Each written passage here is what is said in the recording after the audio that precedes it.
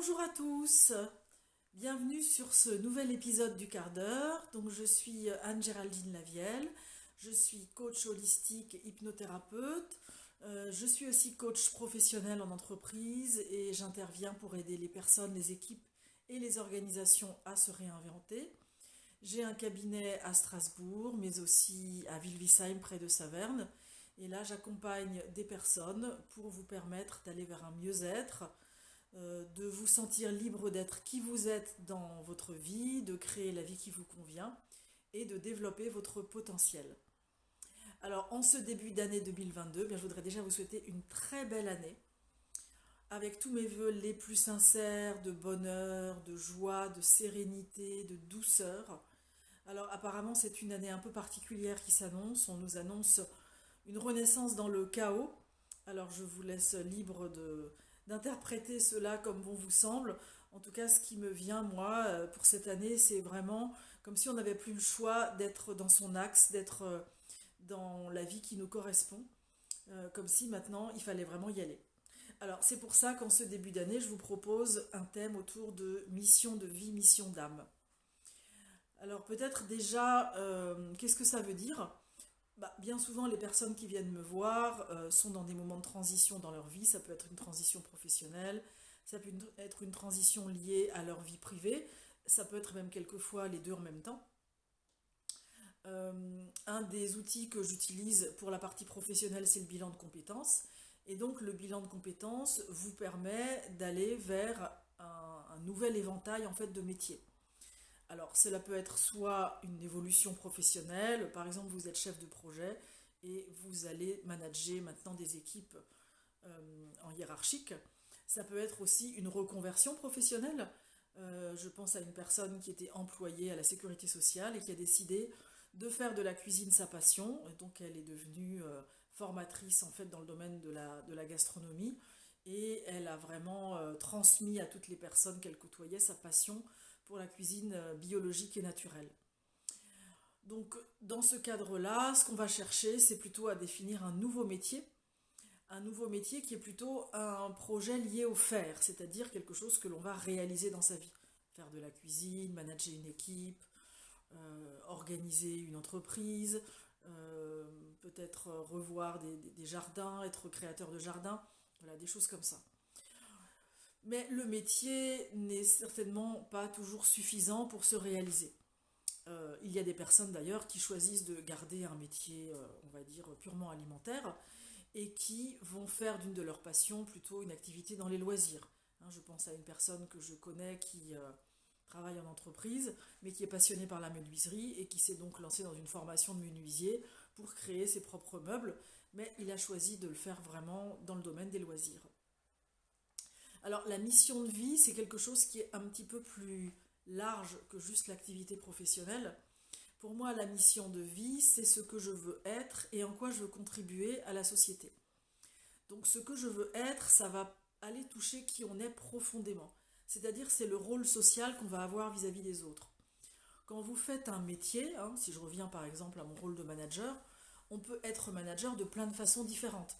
Il y a des personnes qui vont plutôt adopter une posture de directeur, c'est-à-dire qu'ils vont diriger, ils vont contrôler, ils vont organiser. Et puis il y a des gens qui vont plutôt adopter une posture d'animateur ou de chef d'orchestre, qui considèrent qu'ils sont là pour mettre en valeur les personnes de l'équipe et puis pour créer quelque chose tous ensemble.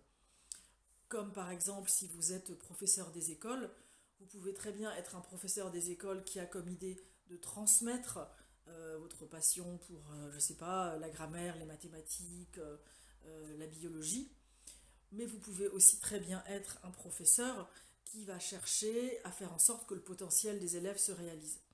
Voilà. Et ça, c'est pas inhérent forcément à l'activité professionnelle, c'est inhérent à qui vous êtes et à ce que vous avez de meilleur à apporter. Donc, dans mes accompagnements, je propose toujours des petits travaux personnels qui permettent justement d'aller explorer ces facettes-là de notre personnalité. Donc la première chose que je propose, c'est un travail sur votre ligne biographique. Depuis votre enfance, on va regarder que ce soit dans votre vie familiale, privée, puis ensuite pendant les études, et puis pendant votre travail, quels sont un petit peu les moments clés de votre vie. Qu'est-ce que ça veut dire de vous? Quels sont les talents, les compétences que vous avez naturellement? Parce que ça, souvent, ça va nous donner des pistes, hein. Et justement, j'aime bien ouvrir, hein. Je n'aime pas rester que dans la vie professionnelle, mais j'aime bien ouvrir en fait à tous les aspects de votre vie. Le deuxième point, ensuite, c'est que je vais aussi utiliser des méthodes créatives et intuitives. Pourquoi? Eh bien parce que notre mental est très fort pour nous faire rester dans notre zone de confort. Vous savez que le mental, c'est aussi l'ego. L'ego, il aime la sécurité, il n'aime pas le changement. Donc forcément, quand on traverse une période où on a l'impression qu'il faut changer quelque chose, votre mental, eh bien, va faire tout pour que rien ne change. Hein, il va vous convaincre que c'est pas le moment, que c'est pas fait pour vous, que vous n'allez pas y arriver, mais vous vous prenez pour qui pour faire tout ça. Donc ça, ce sont toutes les croyances limitantes en fait qui vont se mettre en route.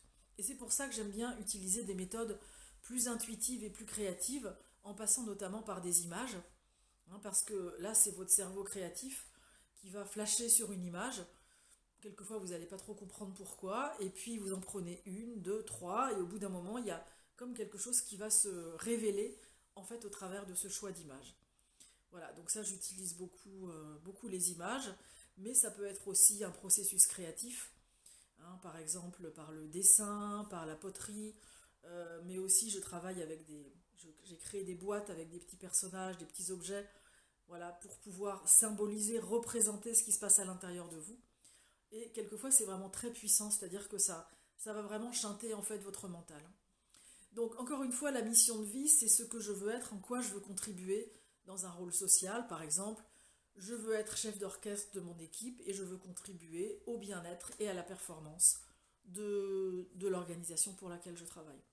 Mais il peut aussi y avoir des projets de vie, comme par exemple, je veux être le jardinier de l'âme de mes collaborateurs et leur permettre de révéler leur potentiel. Alors évidemment, ce ne sont pas des phrases que vous allez divulguer à vos recruteurs ou à vos supérieurs hiérarchiques, mais c'est plutôt comme un mantra intérieur. C'est une petite phrase pour vous et ça va vous permettre de vous reconnecter à cette phrase lorsque vous êtes avec vos collègues, mais aussi avec vos familles et vos amis. Hein, parce que souvent, en fait, cette mission de vie, eh bien, elle ne se joue pas que dans la vie professionnelle, elle va se jouer dans plein d'endroits différents de votre vie. C'est pour cela que plus vous l'avez intégré, plus vous l'avez travaillé, plus ça va être facile ensuite de pouvoir la mettre en œuvre. Et très souvent, j'ai remarqué que ce qu'on a porté aux autres, c'est ce qu'on a besoin de travailler soi-même. Hein, par exemple, vous avez besoin d'apprendre la confiance en vous. Et bien, comme par hasard, vous allez peut-être accompagner ou aider des personnes à grandir en confiance en elles. Voilà. Et c'est quelque chose qui est gagnant-gagnant. Et c'est ce qui fait que quelque part, à un moment donné, on sort du besoin de reconnaissance parce que ce qu'on fait, eh bien, en fait, nous nourrit tellement, nous fait tellement de bien et nous apporte tellement de choses qu'on n'est plus autant obnubilé par la reconnaissance extérieure. Alors, le dernier point, c'est maintenant la mission d'âme. Alors, ça, ce sont des croyances qui me sont très personnelles. Pour moi, nous avons une âme, donc nous naissons, notre âme s'incarne dans un corps, mais cette âme a déjà eu plusieurs vies auparavant. Elle a eu des vies antérieures, il lui est arrivé un certain nombre d'expériences, et elle revient sur Terre eh bien, pour se bonifier et pour se réaliser à nouveau. Cette mission d'âme, elle se révèle souvent tardivement dans la vie. Alors j'ai l'impression qu'avec les jeunes générations, ça vient de plus en plus vite, comme s'il y avait besoin justement que toutes ces vieilles âmes puissent revenir sur Terre et puissent agir aujourd'hui, comme s'il y avait urgence. En tout cas, la mission d'âme, c'est vraiment lié bien justement à votre âme, l'âme qui est en lien avec notre conscience et qui est en lien avec nos expériences de nos vies intérieures. Et donc c'est un peu comme si on avait en nous, on va dire, toute une série de connaissances que nous avions acquises au travers de nos vies intérieures qui vont se réactualiser. Je ne sais pas si ça vous est déjà arrivé dans certaines situations de sentir que vous saviez exactement ce qu'il fallait le faire et comment il fallait faire les choses, comme si vous l'aviez déjà vécu auparavant. Quelquefois on a l'impression que ça vient d'un rêve, mais c'est notre âme. C'est notre âme vraiment qui prend le relais et qui nous guide en fait quelque part. Alors, cette mission d'âme, moi je m'appuie sur les travaux de Marie-Lise Labonté, qui a écrit un très beau livre qui s'appelle Les familles d'âme, dans lequel elle explique justement toutes les différentes familles d'âme. Alors, c'est pas forcément, on peut pas forcément trouver sa famille d'âme par un test ou voilà par un questionnaire. C'est plutôt un travail introspectif, un travail intérieur. Moi, j'aime beaucoup l'aborder dans mes accompagnements au travers de séances de méditation ou d'hypnose, où je vais vous proposer de vous reconnecter à votre âme et aussi quelque part de vous déconnecter de votre ego, puisque lui, notre ego, ben, il n'est pas forcément toujours en lien avec notre âme, hein, donc ça peut se travailler de cette façon-là. J'aime beaucoup utiliser aussi des cartes, hein, des cartes, voilà, par des tirages de cartes qui permettent d'avoir accès à des choses plus intuitives, à des ressentis. Hein. Alors le tirage de cartes ne vous dit jamais exactement ce qui vous êtes et ce que vous devez faire, mais en tout cas ça peut révéler des parties de vous. Et j'aime beaucoup en particulier utiliser la rayonnance sacrée. Hein. Donc la rayonnance sacrée, c'est quoi? Eh bien en fait c'est quand on vient sur Terre, notre âme s'incarne et elle va passer au travers de rayons. Hein, des rayons qui ont des niveaux vibratoires et des couleurs différentes. Et notre âme est souvent connectée plus particulièrement à un rayon. Alors dans les rayons, il peut y avoir la famille des bâtisseurs, hein, ceux qui vont être un peu des leaders. Il va y avoir la famille des artistes. Il va y avoir la famille des personnes qui sont beaucoup tournées vers l'amour, avec la compassion, avec le pardon. Voilà, et tout ça, ça va donner des personnalités. Enfin, c'est pas des personnalités justement, ça va donner des incarnations très différentes. Hein, ça peut se sentir, c'est comme si c'était une odeur, une saveur, une texture, c'est pas forcément quelque chose de palpable. Et dans cette idée de la mission d'âme, il y a aussi de transformer des choses, de transformer des blessures, de pouvoir justement incarner cette lumière. Si par exemple je prends le rayon rose, qui est le rayon de l'amour inconditionnel, du pardon et de la compassion, voilà, on peut pendant un certain moment de sa vie tourner autour de ça et peut-être être dans quelque chose qui ressemble à de l'amour mais qui n'est pas vraiment à de l'amour. Et puis petit à petit, la personne va faire un travail sur elle, c'est son âme qui va de plus en plus se révéler et du coup, il va vraiment y avoir un alignement entre son âme, qui elle est vraiment profondément, et ce rayon sacré dont elle dépend. Voilà, donc ça aussi je le travaille à travers de jeux de cartes, à travers de méditation, de séances d'hypnose, pour aller permettre à votre inconscient et à toutes les parties de vous en fait de se réaliser. Alors, à quel moment est-ce que ça peut être judicieux, ben, justement de se faire accompagner? Eh bien, souvent, les critères sont lesquels? Eh bien, ça va être une perte de sens dans votre vie professionnelle ou dans votre vie privée, de la démotivation, ça peut être des signaux de mal-être, comme par exemple de la frustration, de la colère, un état un peu dépressif latent. Ça peut être aussi une impression d'être à côté de sa vie, comme si vous n'étiez pas vraiment vous-même et que vous viviez la vie de quelqu'un d'autre. Et donc ça invite vraiment à essayer de prendre du recul et à faire un peu un point de là où vous en êtes et de ce que vous aimeriez changer dans votre vie. Alors, en général, quand vous avez fini par trouver ben, votre mission de vie, votre mission d'âme, eh bien, ça va générer chez vous beaucoup, beaucoup d'énergie, de la joie, vraiment aussi de la joie, comme si vous étiez enfin en lien avec vous-même. Ça va vous permettre de retrouver du sens à ce que vous faites.